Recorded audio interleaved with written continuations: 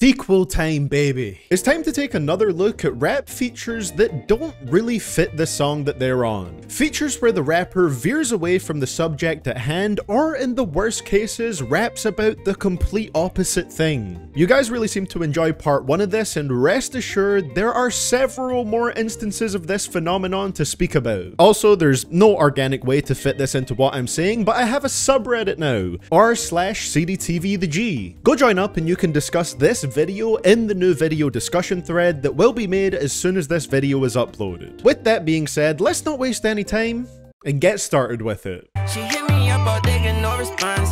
Bitch, you blow my heart, that's like turning gold to bronze. Roll my eyes. It wasn't until this was mentioned in the comments of part 1 of this video that I realized how cold-hearted and off-topic this verse is. I guess I just never focused too hard on the lyrics. Sure, parts of the song are about being cocky and confident, but Bieber's hook on the song makes it clear that it's with the goal of seducing one special girl. Quavo follows suit with a fairly sweet verse, Chance does the same with his goofy sense of humor, and then Lil Wayne comes into the song talking about how girls ain't shit and his exes suck.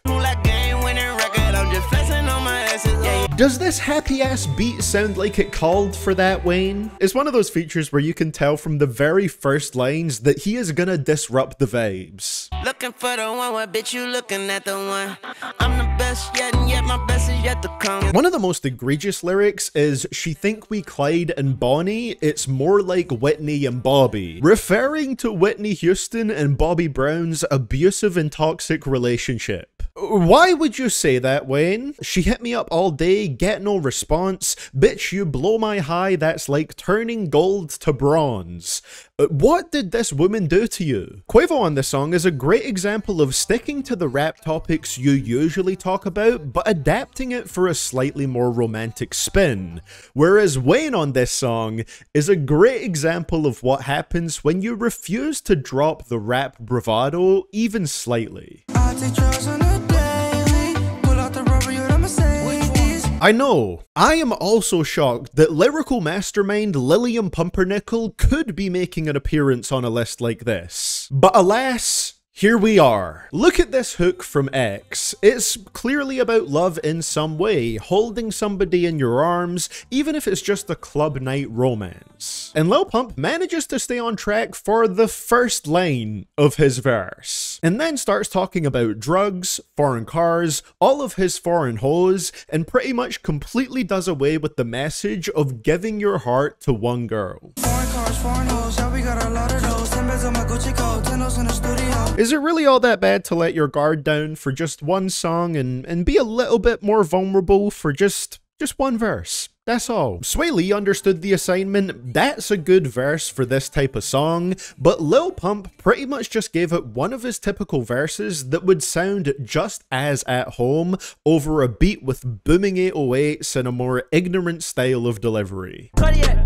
crochet, Asian bitch, really like crochet, Emirates, never like crochet, I think there's a reason why this verse was not included on the final version of this track. Before it dropped as Everything We Need on Jesus is King, this Yandhi era track was known as The Storm and contained a feature from XXXTentacion. The song itself is a pretty positive one, with a focus on the empowerment of women and encouraging them to live a lifestyle that they deserve. Remember the days when Kanye's music felt positive? Considering this would later become a Jesus is King track, there's also some holy themes in the lyricism, but X's feature verse on this is anything but positive and holy. We go from this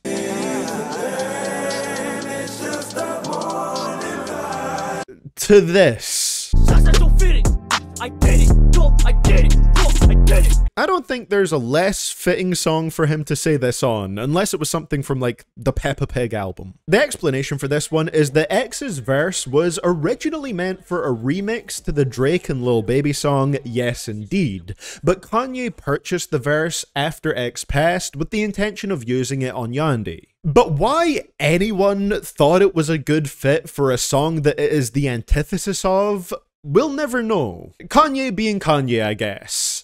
That's usually the answer in most Ye-related matters. Panamera, Yogi Berra, my two-seater, Derek Jeter, got more stripes than all these niggas. One of the undisputed kings of not understanding the assignment, Rick Ross, is back again. In the previous part, I talked about his unofficial Royals remix. This time, it's about a song that he was officially featured on, New Flame. Chris Brown and Usher take the first parts of the song, talking about finding love in the club, and most importantly, wanting it to last. This isn't about a one-night stand type of deal, with Chris Brown saying,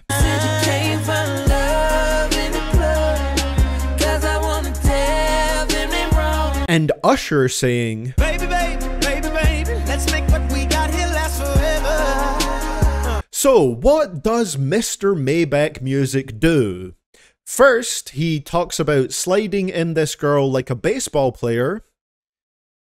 Lovely. Then he talks about how cool he is because of all the luxury he surrounds himself with, generally spends most of the verse bragging, and then finishes it with a line that really makes it all fall apart. Yeah, she told me I'm the one, that's when I only hit it once. Rick.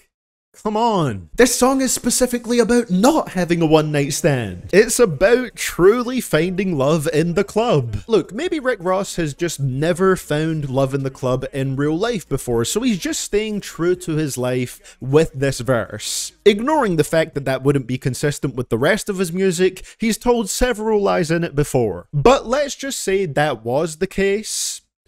Don't feature him on the song then. If the artist can't properly contribute to the subject matter, just don't put them on there. Been a queen for 8 summers, just tell them to call me Susie. This that Nikki, this that Oopsie, this Hennessy got me whoopsie. It's not just men who don't stick to the topic on relationship-based songs. Exhibit A? Nicki Minaj on The Way Life Goes remix by Uzi. This song couldn't be any clearer about having an emotional spin to it. Uzi has some solid, heartfelt singing during the hook. I know you're sad and tired, you got nothing left to give. It has an Oh Wonder sample, and yes, while Uzi does flex in some of the lyrics, it's clearly under the context of trying to deflect from the pain of a breakup. So of course this means Nicki should have a verse that's mainly dedicated to her being the queen of rap and how great she is. I've been winning all my life, on the road, it's a dice, since that itty bitty piggy, rep my city like committee. It's such an awkward transition from the last line of her verse to the start of Uzi's chorus. You gotta pay me flat bread, yeah, to Peter way. I know you're sad and tired. One of the best things about The Way Life Goes is the fact that it's a breakup song with a feeling of hope to it. Uzi's parts make you feel like there is a light at the end of the tunnel. Nicki's parts do not reflect that at all. She only kinda pulls it back around to the subject matter for a somewhat annoying bridge and outro to the song,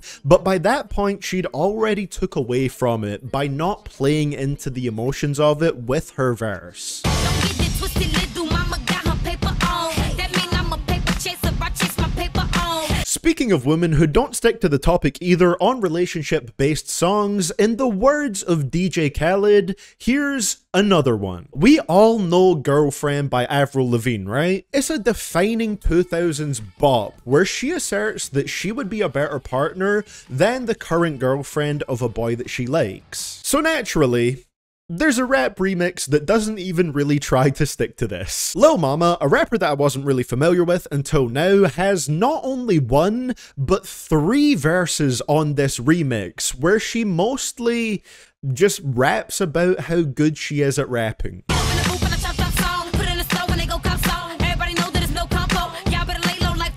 The second verse has at least one line at the very end that actually sticks to the topic. And finally, in the third verse, she does start talking about being the better option for this man, while trying her best not to fall back into the I'm the best rapper subject matter.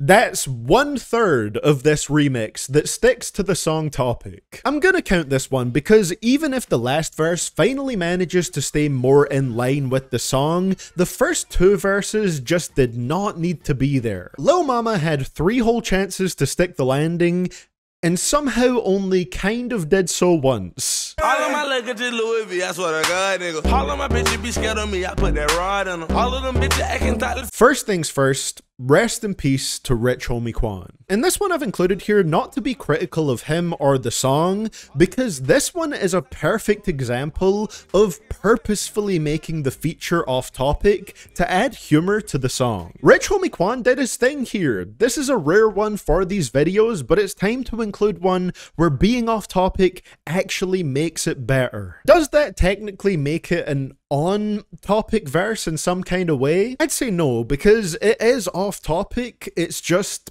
supposed to be. Save That Money is a comedy rap song about saving money, taking common rap tropes about wealth and flipping them on their head to rep that frugal lifestyle. Free sandwiches, homie, 2 stamps away. Book flight December, but I leave in May. Then Rich Homie Quan comes in and pretty much just raps your standard rap verse about making lavish purchases, living large, getting girls, for about half a verse before Lil Dicky cuts him off because he didn't want to pay full price for the feature. Quan, what does this have to do with saving money, though? You know what, a full verse would have been too expensive anyways, I think. It adds a lot to the song. It's pretty entertaining hearing these lines that have nothing to do with this concept. So yeah, sometimes off-topic rap features can work if they're purposefully integrated into the song for a reason. This one was completely intentional, and I love it. Not only does it add more comedy, but Quan fits on this beat perfectly and just adds an extra layer of catchiness to it. Now, even with this sequel video, there are many more examples of this. If you can think of any that I didn't include in the previous video or this one, leave them down in the comments below and there's a chance that I'll include them when I inevitably make a third part to this. With that being said, thank you for watching. Don't forget to join the CDTV subreddit. It's the second link in the description below. And you can click on the screen right here to check out part 1 of this video. Much love to my channel members and Patreon supporters over there, with a special shout out to I Am Regent, KWG13270, Lucas1123, and Neo Striker.